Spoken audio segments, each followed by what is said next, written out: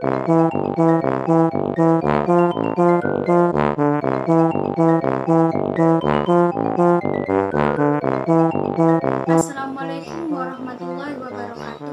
Salam sejahtera semuanya. Perkenalkan, saya Agustin Siti Yudhayakawati dari kelas PLB 2B dengan nomor NIM 20201-862-02B0018.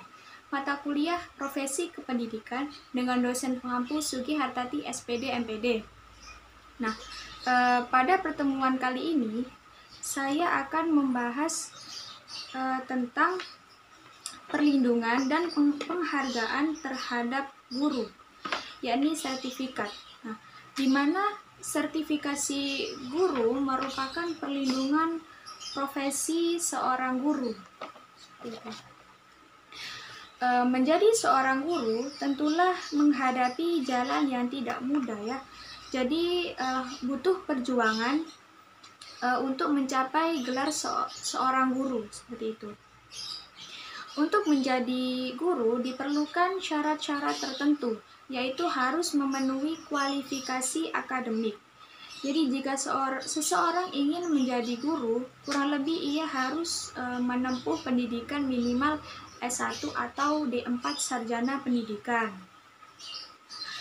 Untuk menjadi guru yang profesional, guru tersebut harus mampu atau wajib mempunyai sertifikat guru.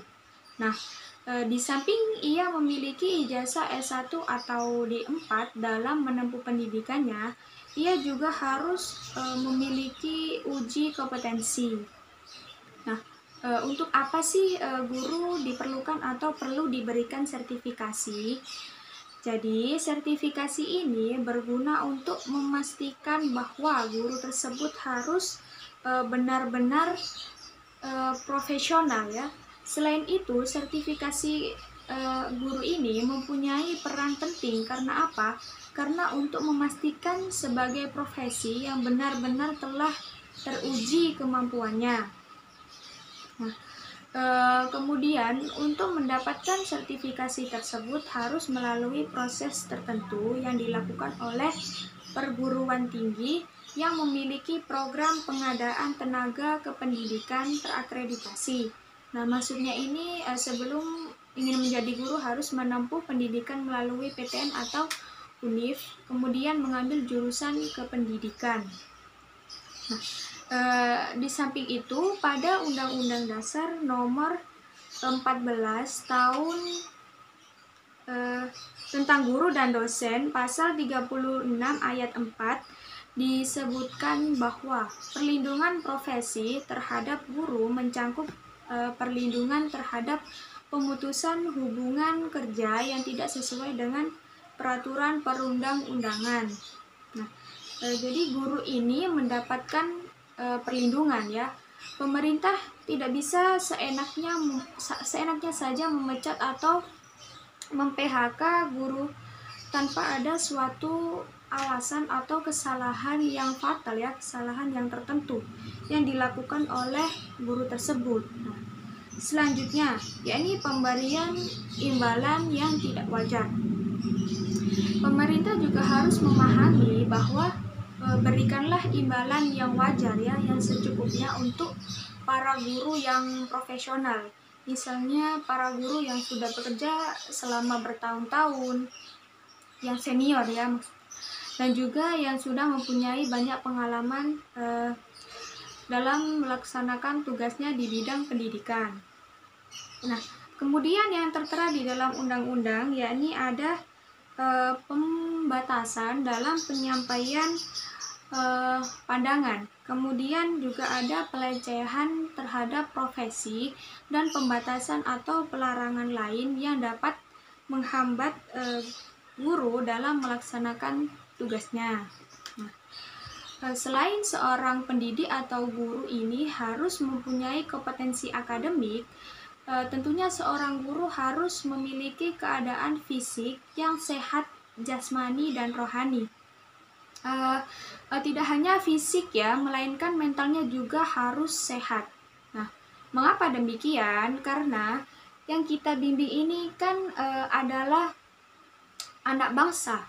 calon pemimpin, calon penerus setelah kita nanti ya, calon penerus bangsa, seperti itu. Sehat jasmani dan rohani ini bisa ditunjukkan atau bisa dilihat dengan melalui cara ia berperilaku dan bertutur kata dalam kesehariannya. Kemudian juga bisa dilihat melalui tes kesehatan ya. Tes kesehatan dengan didampingi oleh seorang psikiater. Kemudian untuk yang dimaksud kualifikasi ini harus dipenuhi oleh guru dengan adanya ijazah. Jadi guru baru bisa dikatakan sah menjadi seorang guru jika ia sudah secara teratur memiliki ijazah atau memiliki sertifikat keahlian yang relevan, yakni sertifikat keahlian dalam mengajar. Nah, seperti yang tertera pada Peraturan Pemerintah Republik Indonesia Nomor 19 Tahun 2005 Pasal 28 menyebutkan bahwa seorang pendidik atau guru harus memiliki kemampuan akademik, yaitu memenuhi persyaratan berijazah pendidikan minimal S1 atau D4 ya. Selain itu, sertifikasi juga bertujuan untuk mendapatkan pengakuan sebagai pendidik profesional. Guru harus memiliki sertifikat pendidik, yaitu melalui uji sertifikasi guru. Nah, sama halnya dengan juga di berbagai bidang perlu dibutuhkan sertifikasi yang bertujuan untuk memastikan uji kelayakan dan memberikan kepercayaan kepada masyarakat. Uji sertifikasi ini diperlukan sesuai kepentingannya masing-masing. Nah, seperti contoh nih, asuransi. Jadi, masyarakat akan lebih percaya atau akan lebih memilih di asuransi yang sudah bersertifikasi.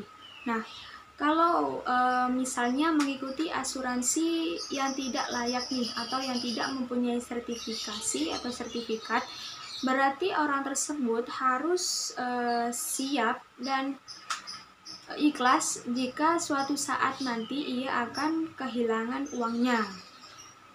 Nah, begitu juga dengan guru ya. Jika guru sudah mempunyai atau sudah tersertifikasi, maka guru tersebut sudah mumpuni, sudah mampu atau sudah ahli menguasai sesuai dengan bidang keilmuannya. Nah, di balik semua itu tentunya pasti ada faktor-faktor yang menghambat mutu seorang guru untuk menjadi guru yang profesional. Yakni yang pertama, ada mutu pendidikan. Nah, untuk meningkatkan mutu pendidikan, kita harus membenahi dan memperbaiki sarana dan prasarana. Jika sarana prasarana di suatu tempat pendidikan itu kurang layak atau kurang mencukupi, maka kita harus menambah ya, harus membenahi sarana prasarana tersebut. Nah, sarana dan prasarana memang harus dipenuhi supaya apa? Supaya kita bisa memberikan pelayanan yang baik untuk anak didik kita nanti. Kemudian yang kedua yakni karena kurikulum. Nah, kurikulum yang sudah lampau tentunya harus kita perbarui dengan kurikulum yang baru. Jadi untuk meningkatkan kurikulum yang harus kita lakukan yakni kurikulum pendidikan harus disesuaikan dengan kemajuan teknologi. Jadi disesuaikan dengan seiring perkembangan waktu atau seiring perkembangan zaman. Yang ketiga, kualitas guru. Sebelum itu kita harus tahu apa sih penyebab rendahnya mutu guru dan solusi apa yang harus segera kita lakukan. Kenapa guru ini kok semangatnya menurun, kok jadi males-malesan? Kemudian bagaimana cara meningkatkan kualitas guru tersebut dalam mendidik anak bangsa. Nah, kenapa gitu? Karena guru ini mempunyai atau memiliki peran penting dan strategis untuk meningkatkan dan bertanggung jawab terhadap mutu pendidikan. Jadi, kenapa guru ini kualitas standarnya minimal atau standarnya rendah? Nah, penyebabnya yakni misalnya, satu, guru itu mengajar yang bukan sesuai dengan keahliannya. Contoh, si guru A ahli dalam bidang biologi, kemudian dia dipindah alih mendapatkan tugas untuk mengajar PPKN di kelas. Nah, itu kan tidak bisa seperti itu. Karena apa? Karena itu tidak sesuai dengan keahlian guru tersebut. Jadi, ia akan merasa kesulitan untuk menyampaikan materi kepada peserta didiknya. Nah, kemudian guru itu juga perlu dana untuk pengembangan sumber daya manusia, ya, untuk mengakses informasi, misalnya internet. Nah, zaman sekarang kan sudah semakin canggih dan sudah semakin maju ya. Penggunaan ponsel tentu saja butuh kuota. Nah, jadi pemerintah ini harus memahami, harus peka terhadap hal-hal tersebut ya. Jadi harus membantu seperti itu. Jadi ketika pemerintah memberikan program sertifikasi pada guru, maka harus kita dukung. Kita harus mendukung untuk apa? Untuk meningkatkan kualitas pendidikan tersebut ya, meningkatkan mutu atau meningkatkan kualitas guru seperti itu. Selanjutnya, guru yang telah tersertifikasi atau yang sudah mempunyai sertifikat, ia akan diakui sebagai guru yang sejahtera ya. Jadi hidupnya akan sejahtera, aman, damai seperti itu. Nah, kemudian yakni selanjutnya proses sertifikasi guru dalam jabatan. Pendidik bagi guru dalam jabatan dilaksanakan melalui 2 jalur, yaitu melalui penilaian portofolio dan jalur pendidikan. Penetapan peserta sertifikasi melalui portofolio ini berdasarkan pada urutan prioritas masa kerja sebagai guru. Contoh, usianya, pangkat atau golongan, kemudian beban mengajar, tugas tambahan, dan prestasi kerja. Nah, dengan persyaratan tersebut tentunya memerlukan waktu yang cukup lama dan panjang bagi guru muda yang berprestasi untuk mengikuti sertifikasi tersebut. Nah, selanjutnya yang kedua, yakni jalur pendidikan. Perlu dilaksanakan sertifikasi guru dalam jabatan yang mampu mengkoordinasi guru muda yang berprestasi, seperti itu. Kemudian pelaksanaan sertifikasi melalui jalur pendidikan ini adalah yang ditunjuk sesuai dengan keputusan Mendiknas LPTK nomor 122/P/2007. Sedangkan uji kompetensi melalui penilaian portofolio merupakan pengakuan atas pelaksanaan profesional guru dalam bentuk penilaian terhadap kumpulan dokumen-dokumen yang mencerminkan kompetensi guru. Nah, komponen penilaian portofolio tersebut yakni ada 10 kriteria. Yang pertama, penilaian kualifikasi akademik. Nah, seperti yang sudah saya jelaskan tadi, guru harus sebelum menempuh pendidikannya harus berkualifikasi minimal S1 atau D4. Nah, kemudian yang kedua, penilaian pendidikan dan pelatihan. Nah, ini maksudnya bisa mengikuti pelatihan-pelatihan Diknas, kemudian bisa mengikuti seminar-seminar. Nah, kemudian yang ketiga, yakni penilaian pengalaman mengajar. Seperti di video sebelumnya yang sudah saya jelaskan, guru pemula akan didampingi oleh guru senior dalam menjalankan tugasnya. seperti itu. Lalu yang keempat, yakni ada penilaian perencanaan dan pelaksanaan pembelajaran. Jadi guru harus terlebih dahulu mempersiapkan dirinya, mempersiapkan apa yang akan dia ajarkan kepada peserta didiknya nanti. Jadi harus belajar terlebih dahulu ya, harus menguasai materi terlebih dahulu. Selanjutnya yang kelima, yakni penilaian dari atasan dan pengawas. Nah, tentunya tidak hanya penilaian dari atasan saja, tetapi penilaian dari mahasiswa, dari anak didik kita itu juga perlu. Kemudian kita juga butuh penilaian dari rekan kerja atau rekan sebaya kita, seperti itu.